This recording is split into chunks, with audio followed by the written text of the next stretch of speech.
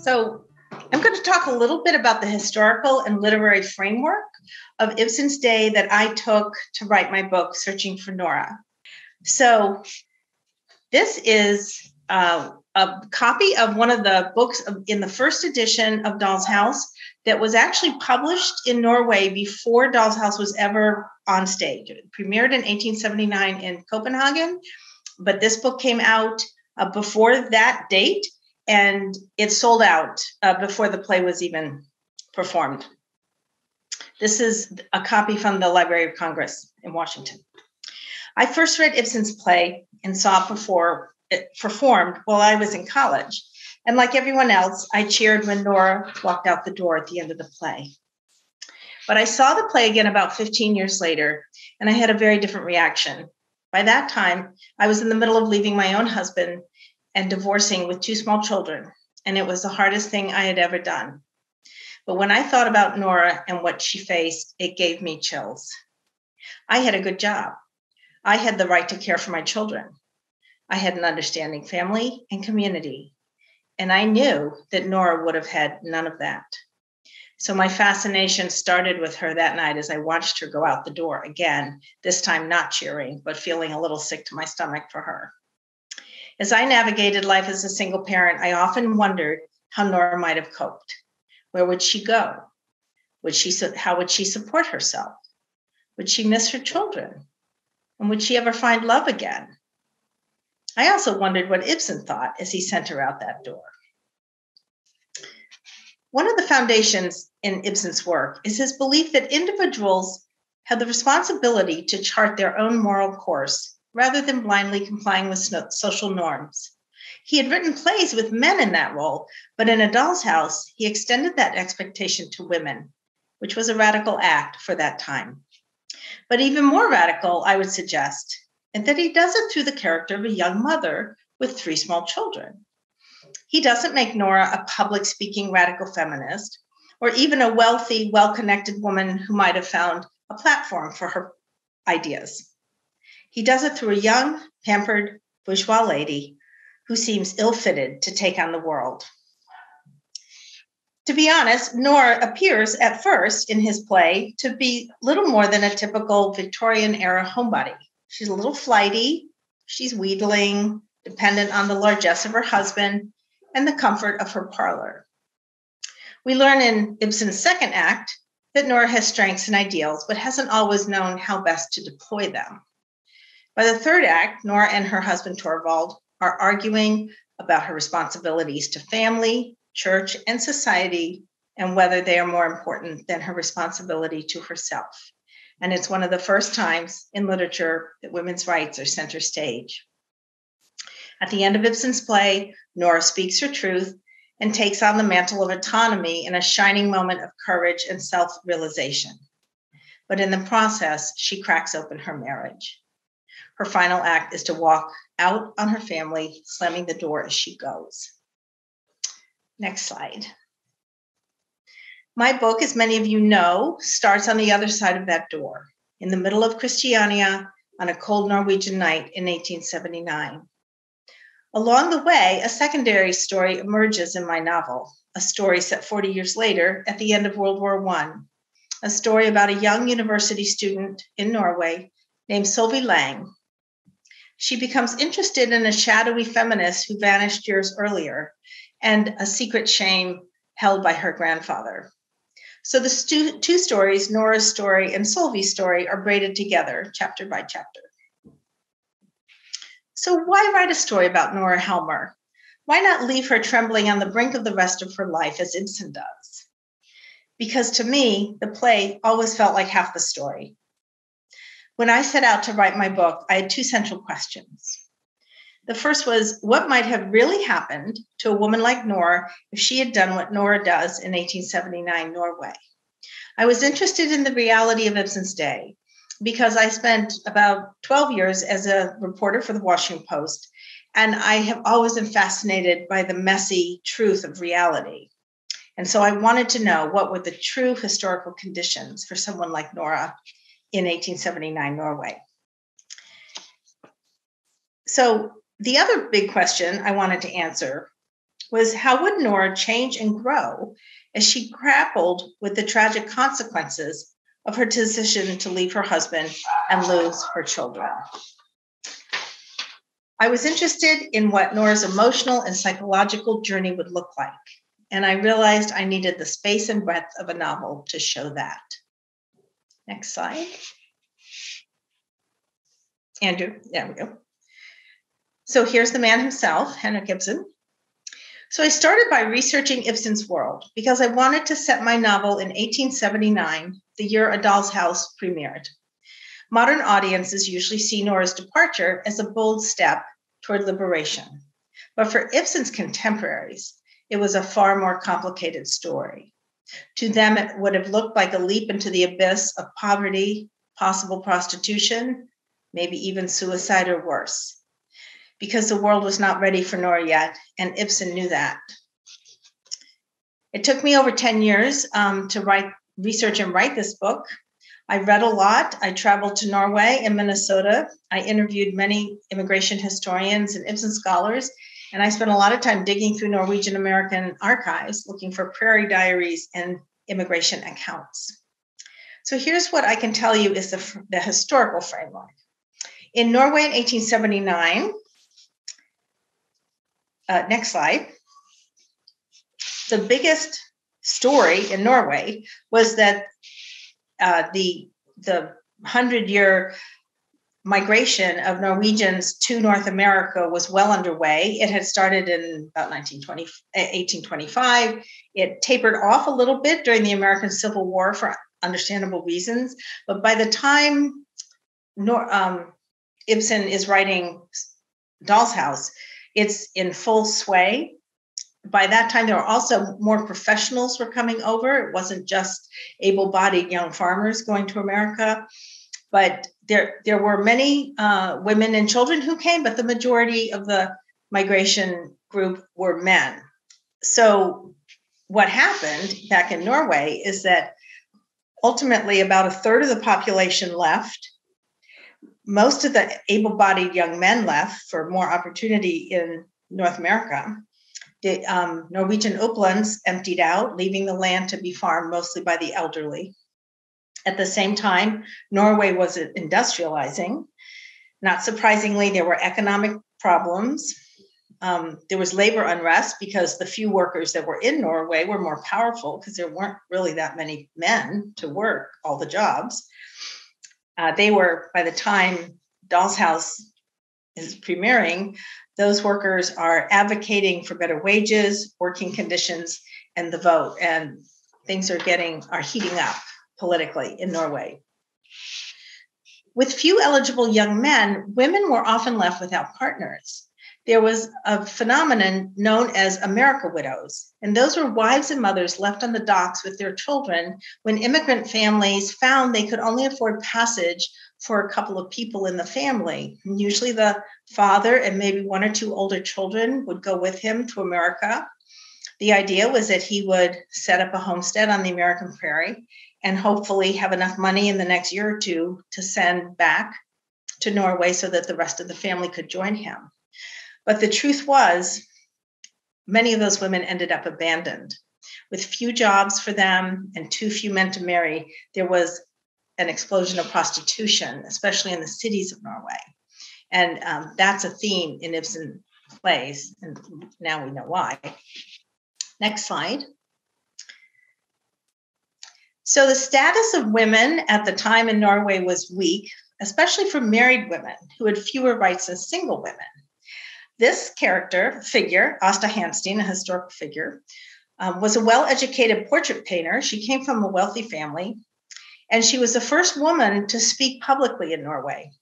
Now, when she spoke about women's rights. And sometimes the crowds were unruly. Men attended these talks. Some women did, but a lot of men would attend, and some of them would make trouble. She left for America in about 1881 or 2, can't quite remember, because she wanted to understand from the American suffragette movement how they had sort of started their movement. So she also said later that she was afraid of being arrested. She said, I had to go because the ground was burning beneath my feet. You see this statue of her here on the left with the umbrella. She was often portrayed in political cartoons at the day with her umbrella. And usually the umbrella is shown as broken with sparks coming off it, because apparently she allegedly hit or threatened to hit a member of parliament over the head with her umbrella once. And, he must not have been listening to what she was saying. That's all I can figure. So in this environment, it would have been difficult for Nora to become a public figure speaking out for women's rights. Following Ibsen's lead, I was more interested in how Nora, who's a private individual trying to assert her own independence rather than start a movement, I wondered how a woman like that would navigate a system that afforded her few rights or advantages. As a married woman, Nora would have had no right to property or money. Everything she owned, including her clothing, belonged to her husband. And she would have had no right or responsibility to care for her children. That was all her husband's legal authority. Divorce was rare during this time and difficult to obtain because you had to get the permission of the king. And that was very embarrassing for people to try to do that. So very few people got divorced. So that was sort of the social conditions at the time in Norway. Then my next question was, who is Nora Helmer? And here is a collection of 4 of the women of the many thousands of women who have played Nora Helmer in Doll's House. And the top left is Betty Hennings, who was the original Nora in the 1879 Copenhagen production. To her right is Inga Holt, a sort of famous British actress. Down in the lower left is Claire Bloom in the 1973 English movie version of the play. It's Torvald is played by Anthony Hopkins, and it's quite a tour de force. So that one's well worth seeing. And on the right, in the red dress, is Hattie Moorhan, who is a British actress who came with a Young Vic production from London that came to New York maybe about 6-7 years ago. And I saw that production. It was excellent. So Nora Helmer is a maddening charmer. She's one of the iconic women of modern literature. Like Tolstoy's Anna Karenina and Flaubert's Madame Bovary, Nora's many layers have challenged critics and scholars for years. So here are some of the things they say about her. She's naive about the world, yet at the same time scheming and manipulative. She is charming and loving, yet also self-dramatizing and self-absorbed. She lies to everyone, but also exposes the hypocrisy of her age. At the end of Ibsen's play, Nora seems to transform into a new person, one who finally knows her own mind and heart. But I couldn't help but wonder how she might feel the next day when she wakes up alone and suddenly poor. Because people don't transform overnight. Nora has bad habits of prevaricating and manipulating people, and she seems to have left without thinking much about her children or how she will support herself. Over the time that I worked on this book, I kept asking myself, are there parameters? I came to think of them as inescapable truths that Nora would have faced. And here's what I finally determined. Next slide.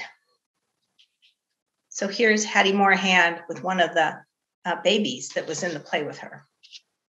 I was pretty sure Nora would wake up the morning after she left and realize that leaving her children behind was going to be a tragedy that she would somehow need to address, that she would have to correct the problem. Many readers have asked me, why didn't she bundle them up with her and take them out in their pajamas that night when she left?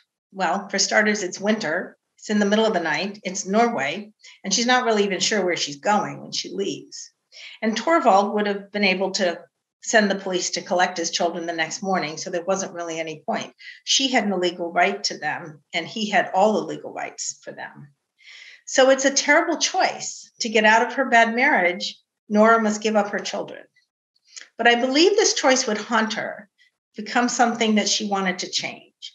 And I thought Nora was the kind of character who would try to forge a new way.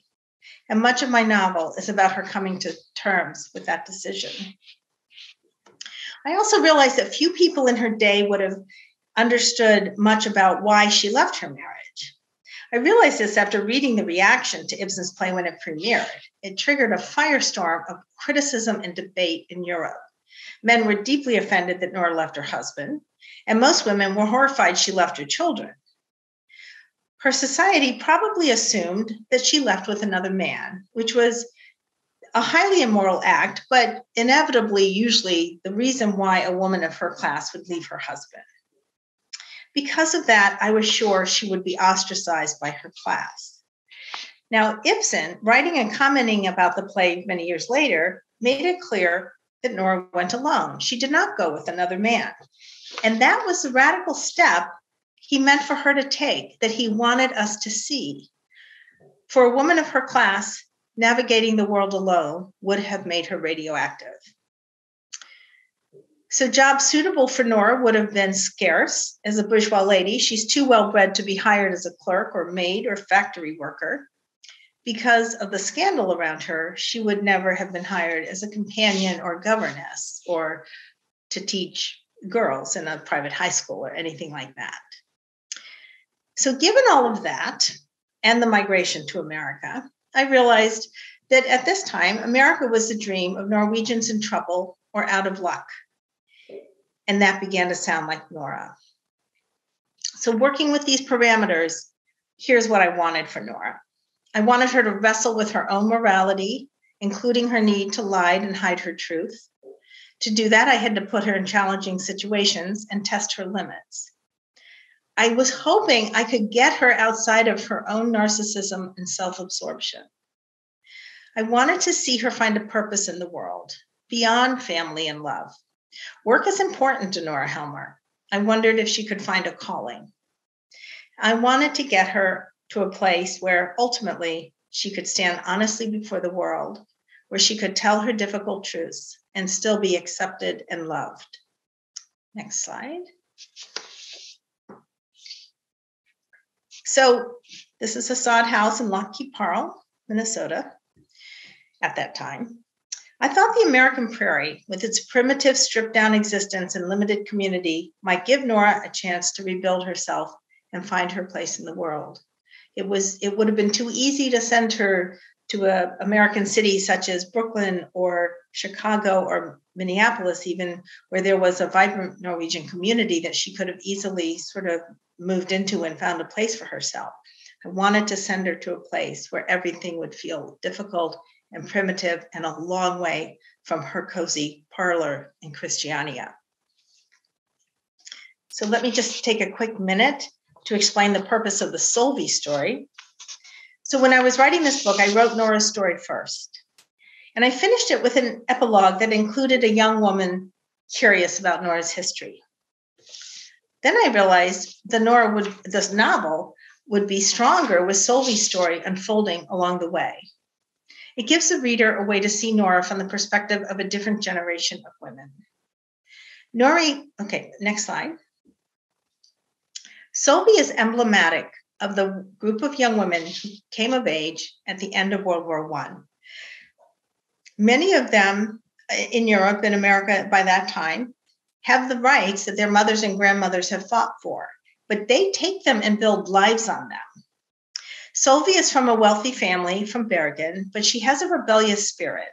She's a girl with Nora's fire in her belly. She wants to learn and work and do something significant. Like Nora, she rejects the life of the parlor expected of bourgeois women. But Solvi has many more rights and opportunities, so she can follow her ambition in ways that Nora couldn't. Along the way, she develops into a budding photographer.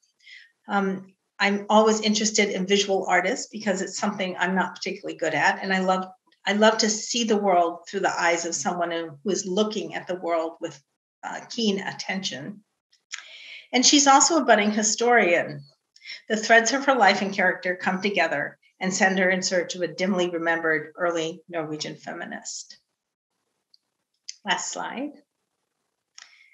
In the end of this project, I came away with a profound appreciation for the women of the 19th century, those early pioneers who started the fight, both personally and publicly, for equality and women's rights, and for Henrik Ibsen, who understood what those brave women were up against. Back to you, Andrew. I'm actually going to pass it directly to Maren because that is fabulous, and we are so lucky to get to have you here with us tonight. Thank you. Well, let's start with Nora, and let's talk about this question about happiness. So what is happiness, and how does Nora find happiness in her poverty, or Solveig in her work? And so what do we see as about happiness in this text? And we'll lift this up, and then I'm sure there are questions for Wendy too that we will field as we go through as well. So Maren, for this part, we'll have folks unmute, use the raise hand feature, unmute, and chime in. When we get to the Q&A, you can send those in the chat to us. Perfect. I wonder if instead of happiness, we might use the word satisfaction. There's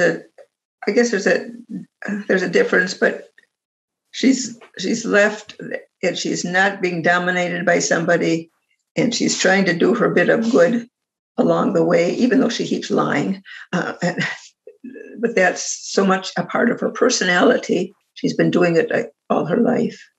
Mm-hmm. Great point, Anne.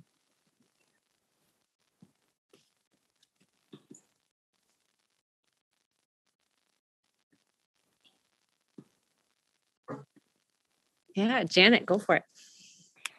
We were talking about that too. We were talking about one of the people in our group said that, and we all kind of agreed that I think that the sense we had of happiness was more one of a sense of freedom to make your own choices and have some agency over your life. And it actually changed for both of them. Initially it was just like an escape from Solveig wanted to get away from her mom, and Nora wanted to get away from Torvald. And then it was coming to know themselves better and kind of pushing some envelopes, taking risks and finding satisfaction in being able to realize they could survive the risks they were taking, such as they were.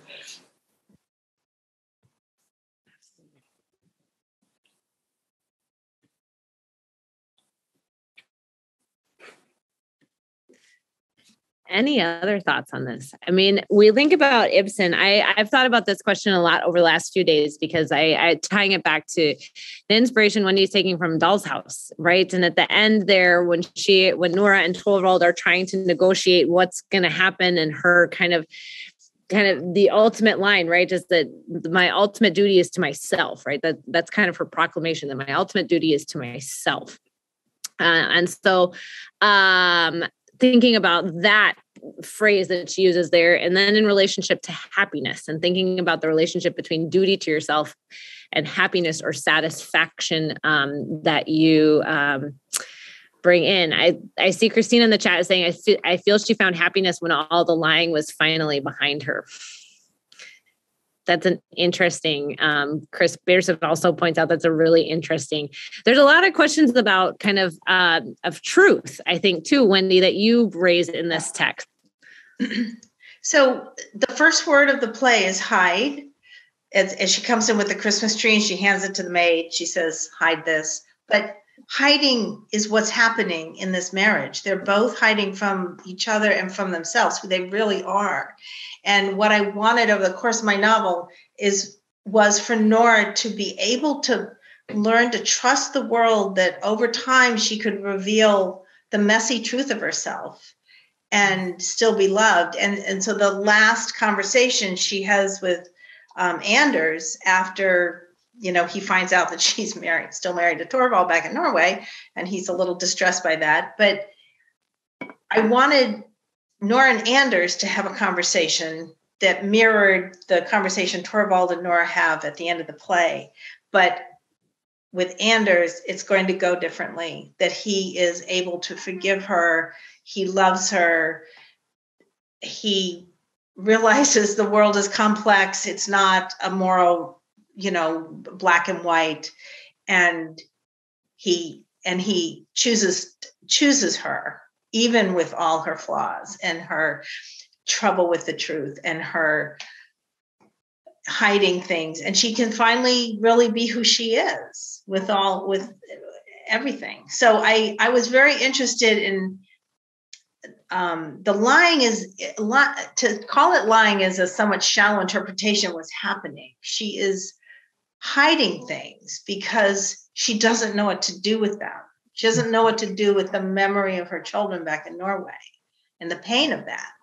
So she has to hide it because she can't solve it, So it's, I think for Ibsen, that sense that nobody in the play really understands who anyone else in the play is, and most of them don't understand who they are or what they're capable of.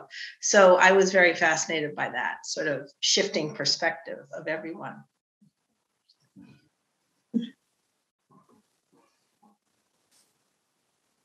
Very interesting. And Wendy, it strikes me that you have her say that over and over and again, something like, don't think about it, don't think about it, don't think about it, until she can deal with it. And it seems like Solvi in the book, you've created a character who is growing into herself and figuring out what the world is going to do to her or for her. And it's ironic that that's the daughter of Nora. So in the next generation, things got better. Right, 2 generations down. Yeah, things get better. But, Emma, Solvi's mother and Nora's daughter, she does not escape. She grows up with her grandfather, with her father, Torvald, and he shapes her the same way. Yeah. This is the way he was trying to shape Nora, but Nora got away from it. But Emma does not. And Solvi, at some point, like at that moment, so before Solvi goes to America to find Nora and meet with her, and I send her back to have a conversation with her mother and she asks her mother to forgive Nora. And her mother has been deeply hurt and wounded her whole life by this missing mother. And she can't really do it herself. But she finally says, I am forgiving her. I am giving you to her. Mm-hmm. And I had no idea I was going to write that sentence or that's what Emma was going to say. I just knew somehow I had to send Solvi back home to deal with her mom before she went to America.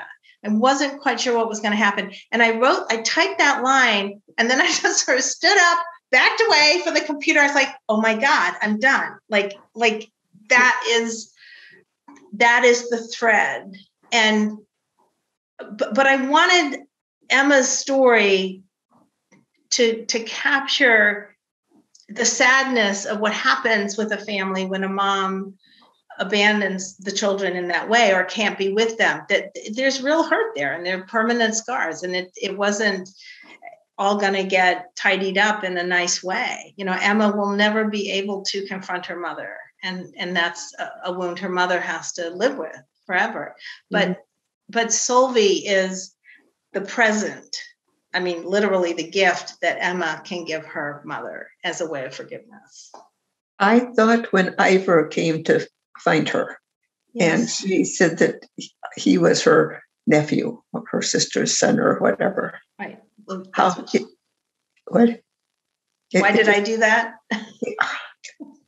It just must have shattered him. Mm-hmm. Well, in the original version of Nora, before there was a Solvi story, a whole Solvi story, I had Nora accept Ivar in. And in fact, I imagined a future where he marries Birgitta and they become school teachers. They go off to St. Olaf's together. And then, that's like the early version. And then I wrote the Solvi story. And I realized as I was weaving them together that the emotional resolution of the Helmer family was not going to be between Nora and Ivar. It had to be between Nora and Solvi. So I couldn't have it happen with Ivar. So I rewrote that scene. It was the hardest thing I've ever done as a novelist, to rewrite that scene, because Ivar is actually modeled on my older son. I have 2 boys. So Ivar and Bobby are very that's kind of who they are in the play, but it's also matches my two children. And then I sent it to my older sister, the one in Minnesota, and she read it and she called me up and she's crying. And she said, "Oh my God, how could you do this to Ivar?" And I said in that novel, that authorial way, I said, I have to. I just, I mean, my younger son read the book and he called me after the baby died. And he's like, "Why does Thomas have to die?" I said, "No, Thomas has to die." He's like, "Mommy, you're a monster." And he said to me after that, he said, "Don't let anyone else die." I'm like, "Okay, I'll try hard not to have anyone else die. I'm sorry, honey, I upset you so much."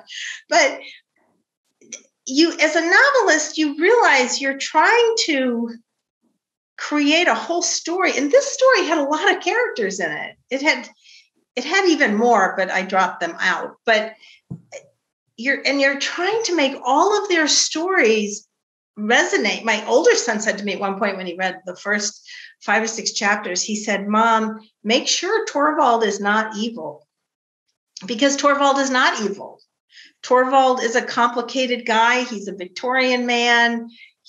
In many ways, he's a hero to his children. So don't make him evil. So you're trying to do all these things at the same time. But the other thing to remember is, so Ivar does not know his mother very well. He knows her better than the other two do. So Ivar and Bobby have memories of her, but faded. And, they're like 7 and 5 when she leaves.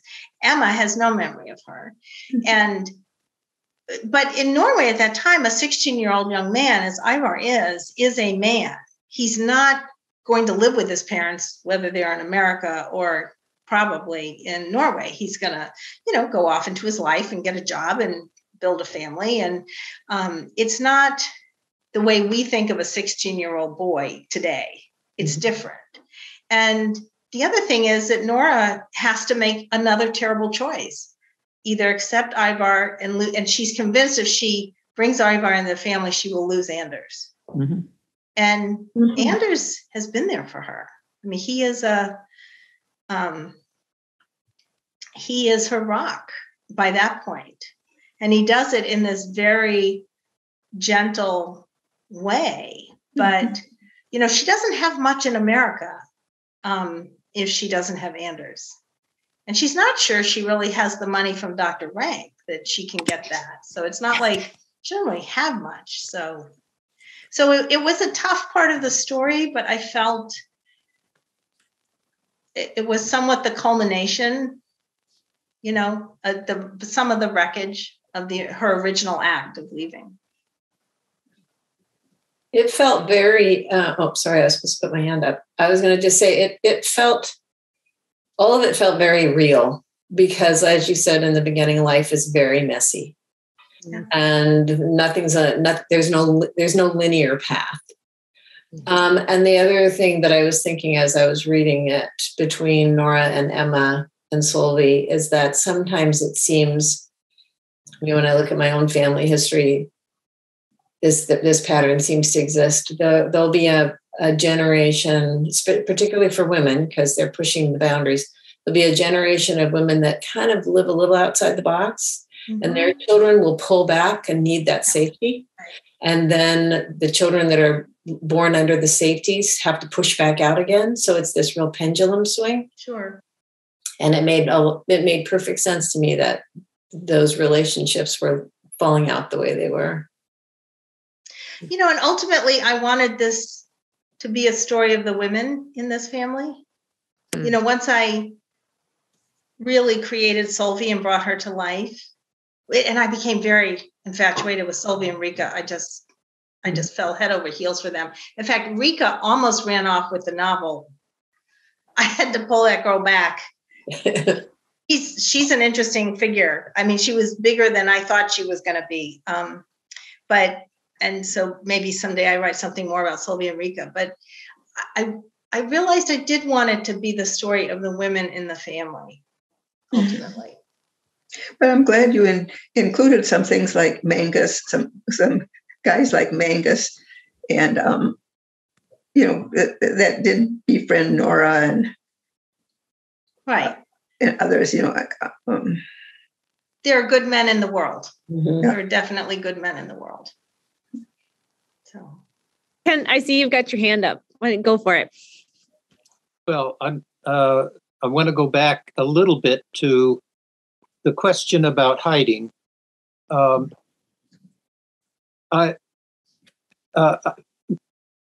Torvald is not, I agree, an evil man, but he is absolutely, well, I shouldn't say, he seems to be quite incapable of seeing anything else except his own reputation and properness. I mean, so he hid from Emma anything that could attract Emma to her mother. right. And part of that's just a function of the whole society is a lie. The whole society keeps people hidden from one another. Exactly. So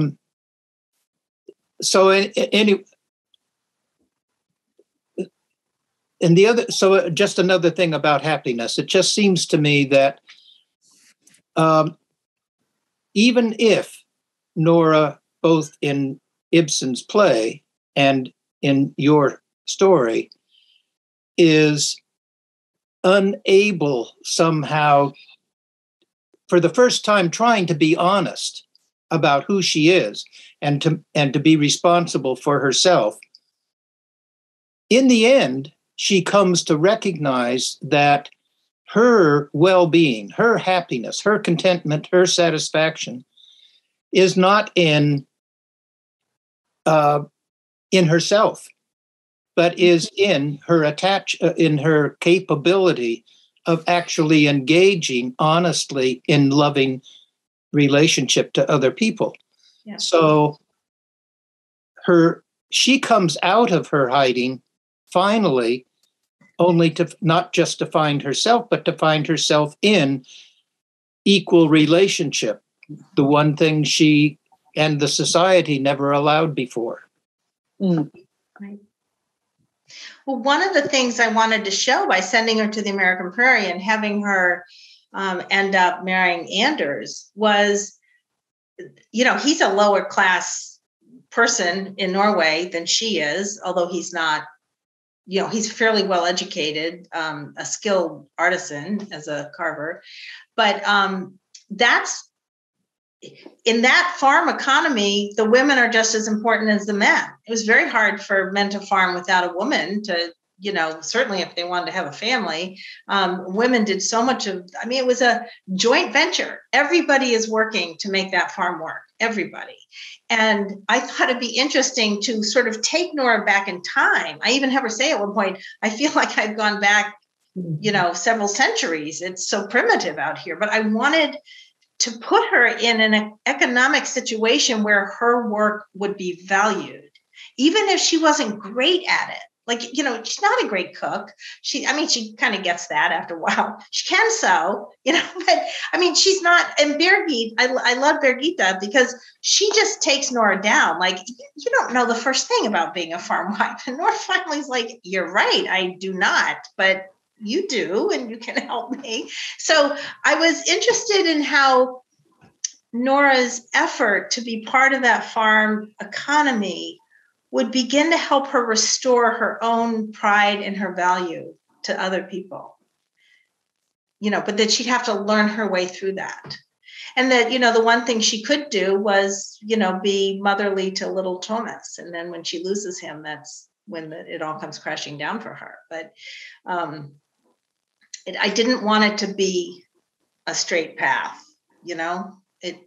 if you want your character to develop, you have to give her all kinds of challenges. So, Susan, do you have your hand up? No, I don't think Susan.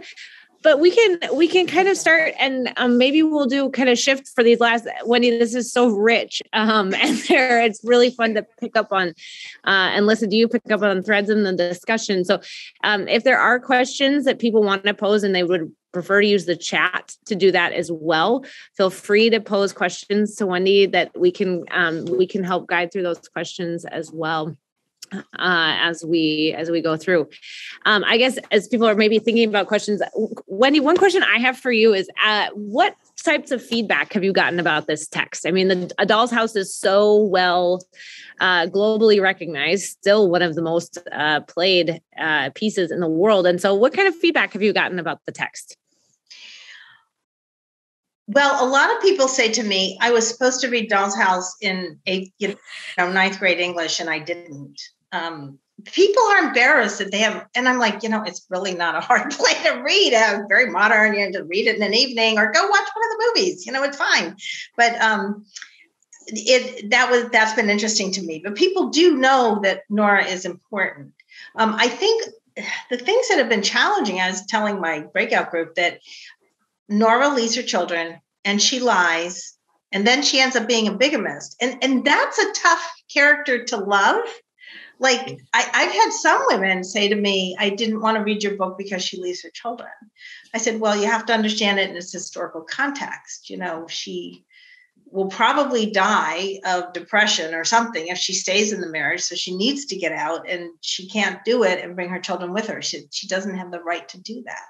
So what does she do? Is she trapped forever? Well, Nora says, no, I am not trapped forever. So, and then her lying is, that's complicated. And we've talked about that a little bit. And the bigamy is, an act of desperation. She's there in America. She doesn't have much to go on. And when she leaves the prairie area, the farm, and goes to St. Paul and starts working with the depressed women, I thought, maybe this will be a solution for her. But then I realized, she's had servants. She grew up with servants and nannies and things like that. And so it's a little hard for her to be treated like a servant in a home with her education and her background and her ability to do other things. And so ultimately she's in this liminal world. She's not really a servant. She's not really in society. And so she realizes that she had more back at the farm with Anders if she could rekindle that. And that's sort of all she has. So, and she realized that Anders is a good man. He has a very tough time when the baby dies because he's had so much other death to deal with. But he does love her. And she has come to love him. And so she finally realizes that's the firm ground on which I can build the rest of my life. She's just trying to find a way somewhere to be in a family circle. I don't know if I answered the question. Yeah, absolutely. Oh, excuse me. Did you consider the fact that Nora was brought up without a mother and may not have known what it meant to be a mother? That's one of the questions that came from Marcia in the chat. Yeah, I was fascinated that she has lost her mother. I assumed it was at birth, and that's what I put in the novel. Right, so she's motherless. Emma is motherless. And when Solveig finally says to her mother, I don't feel like you're my real mother. I must be adopted her. So she said something like that, I think, at some point. Although I have to remember there are sections of the book, in fact, whole chapters that were not in the final product. So sometimes I don't remember, was that in the final version? But and Solveig's mother says something to her like, or Nora says to her later, we've all been motherless children, all of us here. So, yes, your mother was not able to parent you, but she was there. But for Emma and for Nora herself, they are motherless children. So daughters, in particular, motherless daughters. So I was interested in how that would echo down the generations. Fascinating. Cynthia's raised the question here for a little bit more historical context, especially with the relationship between Anders and Nora. And were vigilantes attacking bigamists common? Was that a common event? That's a very interesting question, because the one thing I didn't reference directly in the book is the whole thing that happens with the early Mormon church in Ohio, in Nauvoo, Ohio. And it's only a few years before this happens to Nora out on the prairie. The locals, the Mormons were beginning to practice polygamy, and the locals kicked them out of the town. They burned down a barn and killed Joseph Smith, who was the founder of Mormonism at that point. And that is when the Mormons leave and go across the prairie into the desert and end up in Salt Lake. So that was very much in the public realm, like zeitgeist. People knew about that. And there was also this problem that the prairie looked like it was kind of every family for themselves out there. But in fact, the Lutheran Church in Norway had, a presence in America, and they were trying to keep track of the Norwegians that had immigrated, and that information would get back. It wasn't really that long ago. That's the cool thing about writing about the 19th century, is it really was not very long ago. So there are a lot of modern things like mail and, and record keeping and things like that. And so it was something that was happening. That in the shunning is something that I picked up in some of the other prairie accounts of Norwegian Americans, is being shunned by the local church for some reason, some moral failure by a parent or something. And so shunning was an active thing. And I read a couple of accounts of that, and I was like, oh my goodness, it was pretty devastating. I mean, these are small prairie communities. If the church says you may not darken our door again or talk to any of us, that's a really harsh judgment. So I was somewhat fascinated in that phenomenon as well. It's fascinating. I'm going to chime in and say, I think we have time, Maren, for probably 2 more questions. Perfect. Okay, fabulous. Well, Deborah's raising the question that in any of the versions that didn't make it into the book, did Solveig find her uncles? Well, that's an interesting question, because when I realized I was sort of done and I kind of shifted the focus a little bit to the women in the family, Nora, Emma, and Solveig, I realized I didn't have a neat solution for Bobby and Ivar. And at one point I had Bobby coming to America, getting bored, hanging out at the orchard with them for a little bit, getting bored, going to Seattle as a journalist, and then he gets swept up in the Alaska gold rush, which is something else I'm fascinated by. But so maybe that happens to him. But I finally decided to leave them unresolved. And it was partly because I wanted my novel to kind of feel a little bit as if it rose out of reality and then sank back into reality, instead of everything being tied up in a neat little bow, which is partly why I decided not to have Ivar and Birgitte get married. It just felt, even though out on the prairie, honestly, that happened all the time. Like, you married the person on the next farm. If she was the least bit, hardworking and a good person, you married her. So it wasn't like it was easy to find partners out there. But I decided it was too neat, and I wanted to leave some of these rough edges that would help the story kind of sink back into the reality of that time. And I was also very struck by so many of the prairie accounts. A daughter marries some guy and they move to Denver, and the family back in South Dakota never sees or hears from them again. Or, and then they go somewhere else. It's people just, these distances felt huge at the time, or it was expensive to get around. I mean, you could take the train, but that was costly. And so when people left to go off on their own, it was much more of a wrench. It was, and women write from the prairie, they write these letters back to their families in New England or, the closer Midwest, and they write once a year and they never see their parents again. That's it. So I felt that this disappearing that happened in this time and in this place, and America was big. Once you got past Ohio, it's a pretty big country. And I just felt that was more realistic. So I think kind of probably our last question for tonight is Wendy, can you talk a little bit about the selection of your title? And Chris Peterson's asking this question. How did you come to the title Searching for Nora?